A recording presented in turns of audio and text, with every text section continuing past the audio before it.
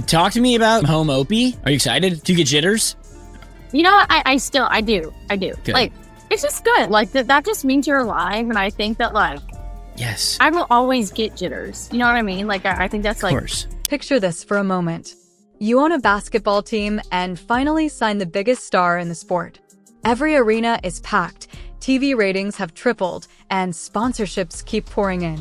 Then, only months after a brutal playoff series where another team's coach watched your young superstar get shoved, bruised, and battered, you hire that same coach to lead your franchise. This isn't a hypothetical scenario.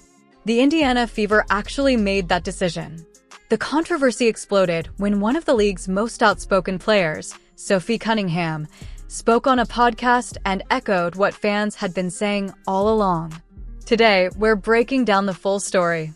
By the end, you'll understand why so many basketball fans believe there's a serious problem within the NBA. First, though, it's important to understand what Caitlin Clark represents to this league. In April 2024, the Indiana Fever selected Clark out of the University of Iowa with the first overall pick in the WNBA draft. This was far from an ordinary selection. During her final 2 college seasons, Clark rewrote the record books, finishing as the all-time leading scorer in NCAA Division I basketball history across both the men's and women's games. Think about that for a second. She scored more points than Pete Maravich, Kelsey Plum, or anyone else at the college level. Her style transformed the game with deep three-pointers, dazzling no-look passes, and a pace that reminded many fans of Steph Curry. Unsurprisingly, audiences followed her everywhere. Her college game shattered television records, and more people watched her final Iowa game than the men's championship that same year. The women's title game averaged 9 million viewers, an unprecedented number. When Clark entered the WNBA in May 2024, the Indiana Fever instantly became the most-watched team in women's professional sports. Only a year earlier, tickets had cost $15 or $20, but now they were selling for hundreds. Opposing teams even moved games to larger arenas to meet the demand. After more than 2 decades of lobbying, WNBA players finally received charter flights, and many credited Caitlin Clark for helping make it happen. That's where the story took its first uncomfortable turn because not everyone welcomed her impact. From the very first preseason game, it became clear Clark wouldn't be embraced with open arms. League veterans called it paying your dues, and night after night, fans watched what that looked like. Just weeks into her rookie season, Chicago Sky's Chendi Carter delivered a shoulder check that sent Clark crashing to the floor after the whistle had already blown.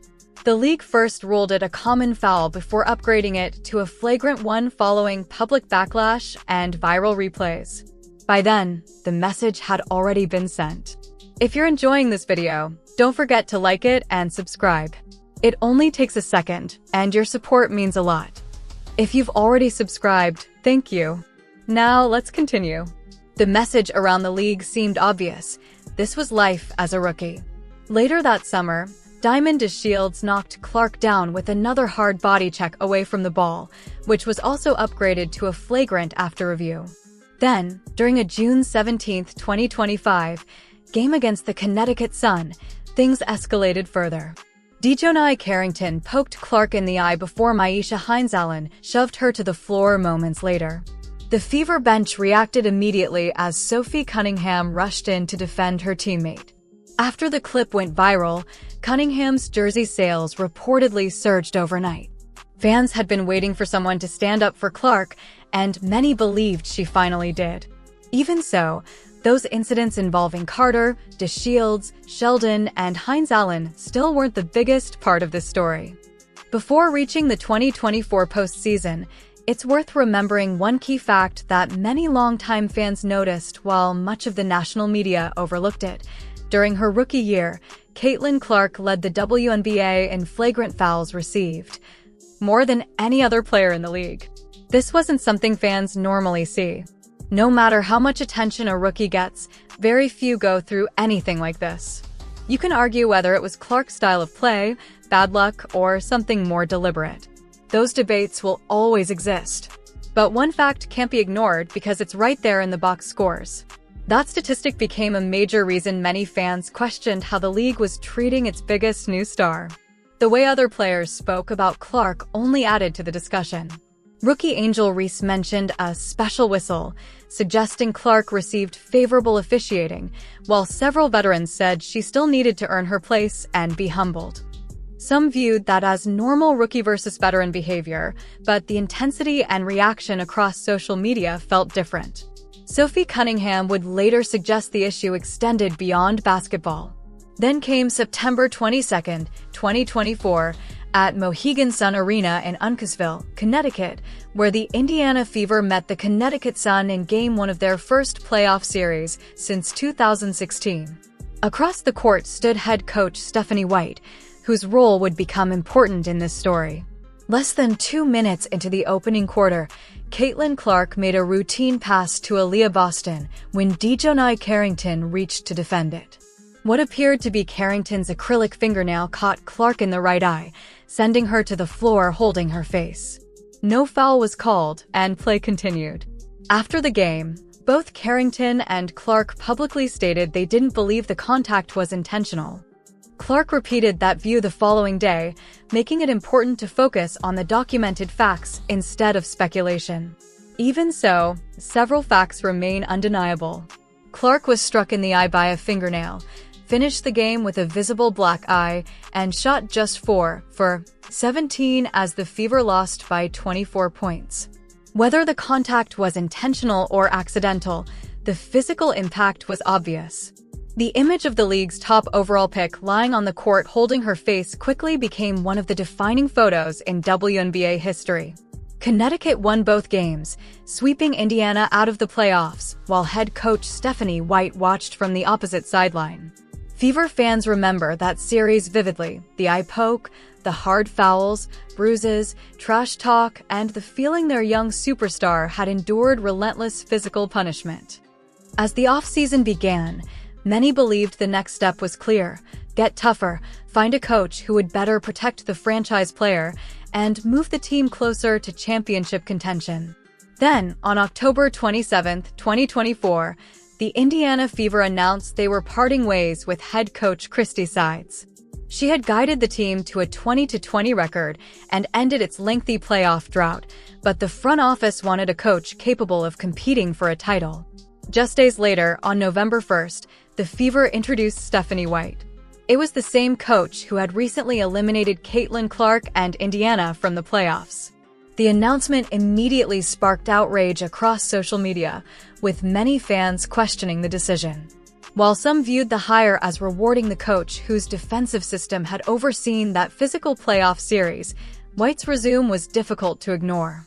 An Indiana basketball icon, she won a national championship at Purdue, spent 4 seasons with the Fever as a player, helped the franchise capture its only WNBA title as an assistant, later coached the team, and returned from Vanderbilt to lead the Connecticut Sun to a combined 55-25 record over 2 seasons.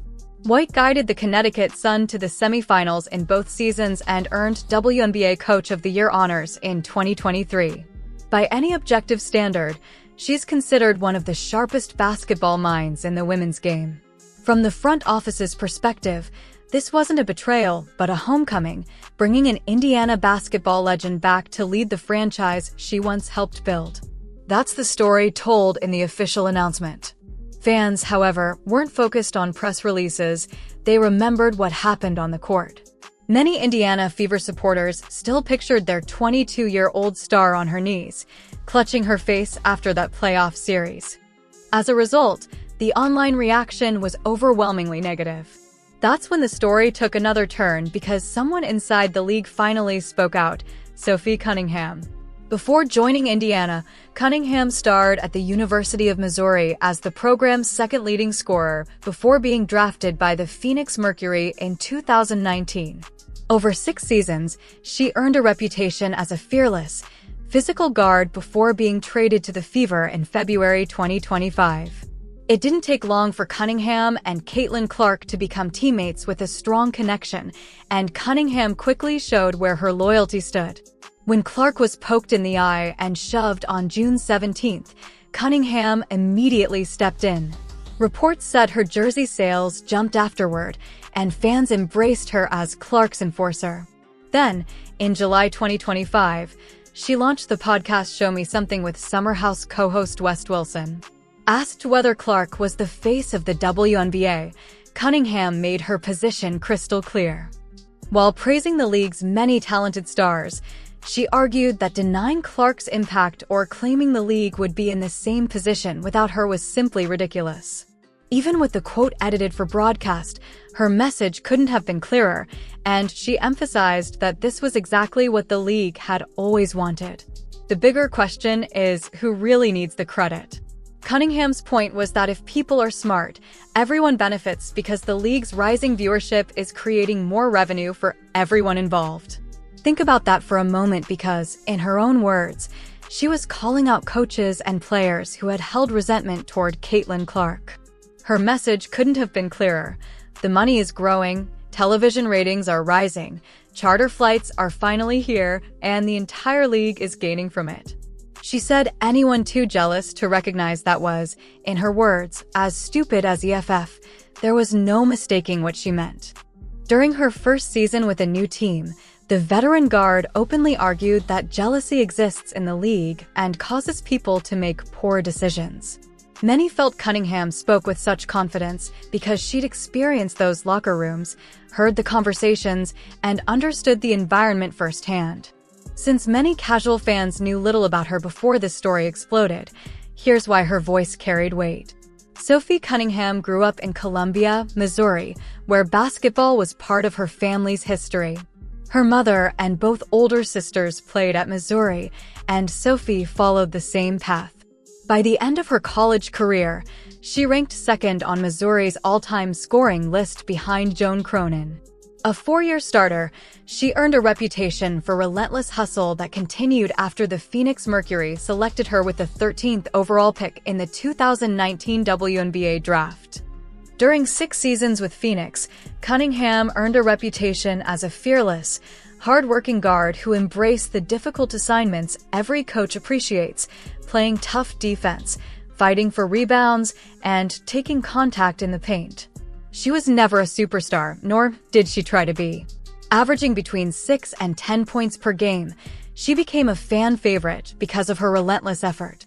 A memorable moment from the 2022 playoffs, when she confronted the entire Las Vegas Aces bench, perfectly captured her competitive spirit. Then, in February 2025, a 3-team trade sent Cunningham from the Phoenix Mercury to the Indiana Fever.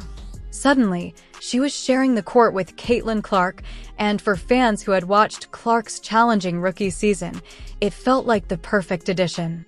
Many believed Cunningham was exactly the teammate you wanted beside your franchise player when games turned physical. That connection with Clark formed almost immediately. On her podcast, Cunningham speaks about Clark with genuine passion as they joke, challenge each other, and enjoy being teammates. Discussing her new Fever contract, she explained, "It was never about the money because I know I'm recovering from a serious knee injury. I wanted to be with them, so it was all about the years. A girl might love her teammates. God forbid." Those words sounded less like public relations and more like someone who had truly found where she belonged. That's why her comments about Stephanie White carried so much significance. Cunningham isn't chasing headlines or personal attention.